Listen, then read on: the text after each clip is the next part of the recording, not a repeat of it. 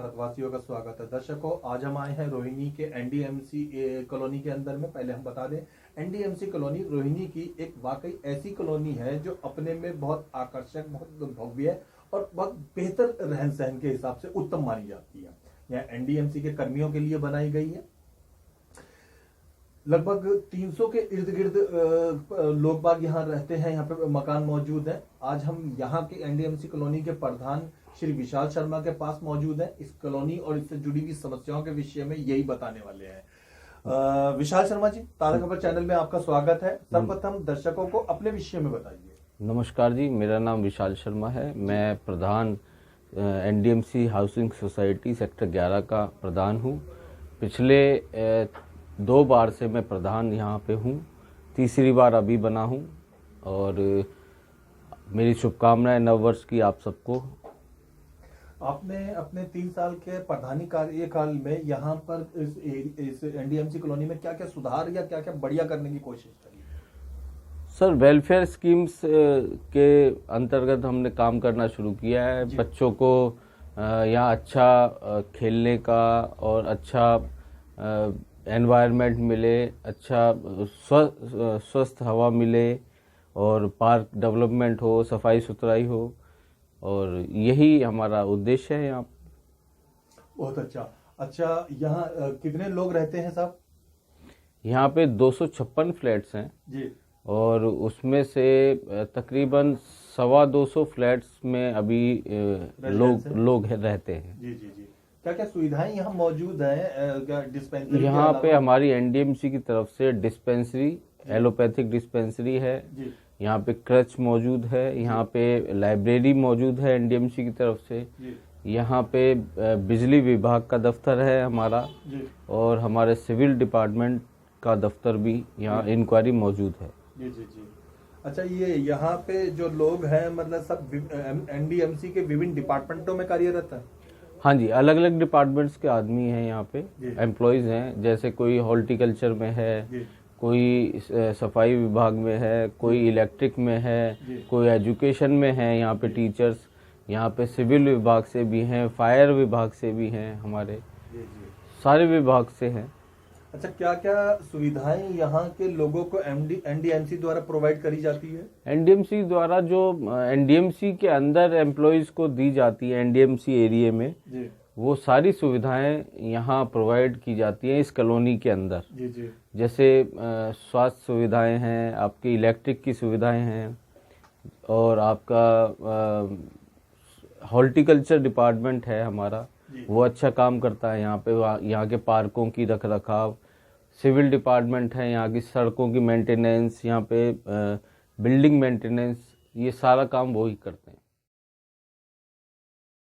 में पूरे देश में अभी तो कोरोना वैक्सीन आ गई है और उसके लगने के लिए भी अलग अलग तरीके से काम शुरू हो गया है, लेकिन जो कोरोना काल भारत में गया, जो दिल्ली में भी बीता और यहाँ आपकी एनडीएमसी कॉलोनी को भी देखना पड़ा।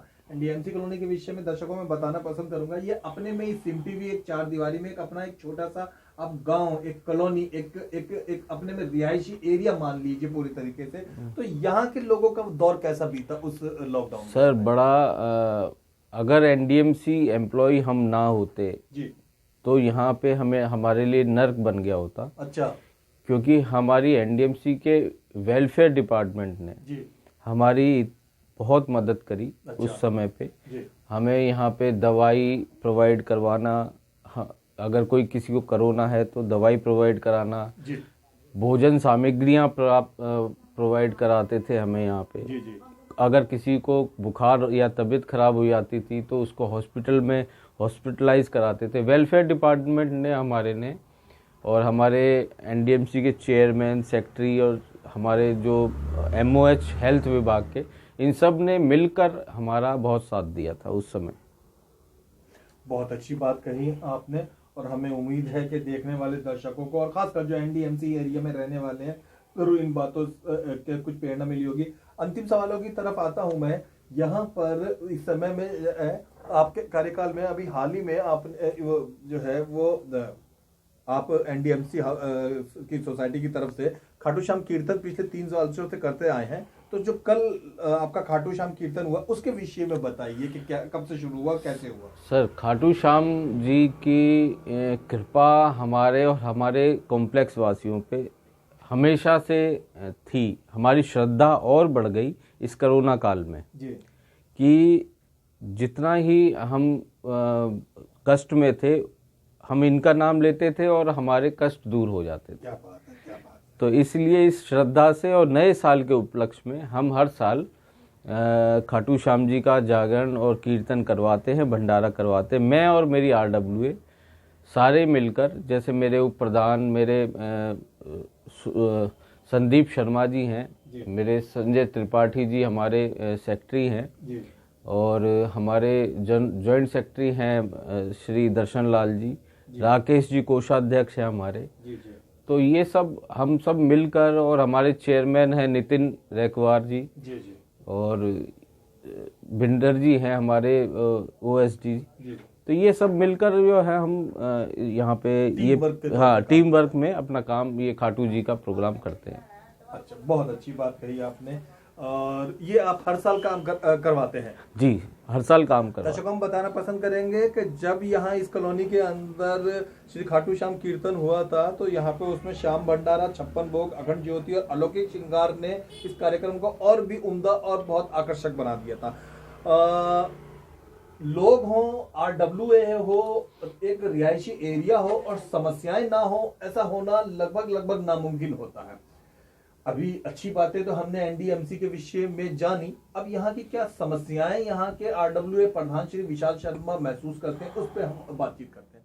आ रहा हूँ, जा रहा हूँ, देख रहा हूँ, काफी लंबे साल पहले की बात करूँ तो मैं जब यहाँ दुपहिया वाहन से हम पत्रकार लोग आते जाते थे, बड़ा अंधेरा सा हुआ करता था, स्ट्रीट लाइट नहीं होती। जी जी। वर्तमान में क्या स्थिति है? वर्तमान में नहीं, स्ट्रीट लाइट तो खैर सब अच्छी हैं। ये थोड़ा सा सेक्टर 11 में थोड़ा सा बाहर की साइड में ये सोसाइटीज पड़ती हैं हमारी। जी। जैसे डैम हुआ और ये SFS के फ्लैट हुए और दिल्ली सरकार के टीचर्स कॉलोनी हुई, NDMC हुई। तो ये थोड़ा सा बाहर पड़ जाती है। यहाँ पे क्या होता है कि थोड़ा अराजक तत्व जो है वो एक सुनसान एरिया, और वो देखकर यहाँ पे गाड़ी तेज चलाना या शराब पीकर चलाना, ये थोड़ी सी समस्या है जिसे हमने दिल्ली पुलिस और एजेंसीज जो हैं उनसे मिलकर हमने कुछ समय पहले सुना कि कुछ लोग जो है वो शराब पीने के लिए एकांत स्थान तलाशते हुए यहाँ आ जाया करते थे और दारू वगैरह पिया करते थे चुपचाप। अभी भी वो है ये स्थिति या बदल गई? नहीं, अब तो बदल गई है, लेकिन पुलिस की गश्त और उसका सहयोग पूरा मिलता है यहाँ पर। और यहाँ के बीट वाले समय समय पर चक्कर लगाते हैं, हमारी कॉलोनी में भी आते हैं, अंदर भी जाते हैं। बहुत अच्छा। और उनका पूरा सहयोग है। जी जी।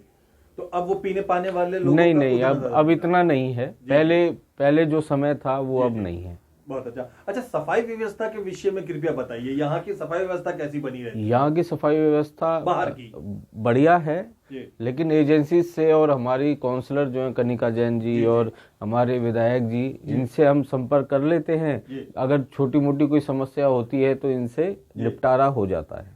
अच्छा, अगर हम रोड दुर्घटनाओं के विषय में आए, जो एक NDMC कॉलोनी चाहे वो आउटर दिल्ली की तरफ आ जाए या फिर वो NDMC एरिया में आ जाए, तो दुर्घटनाएं बनी रहती है। यहाँ पे दुपहिया या तिपहिया वाहनों की दुर्घटनाओं की क्या स्थिति है?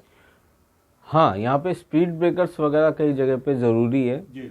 क्योंकि कई बार ऐसा होता है कि स्पीड ब्रेकर ना होने के, स्पीड तेज के लिए एक्सीडेंट हो जाते हैं कई बार।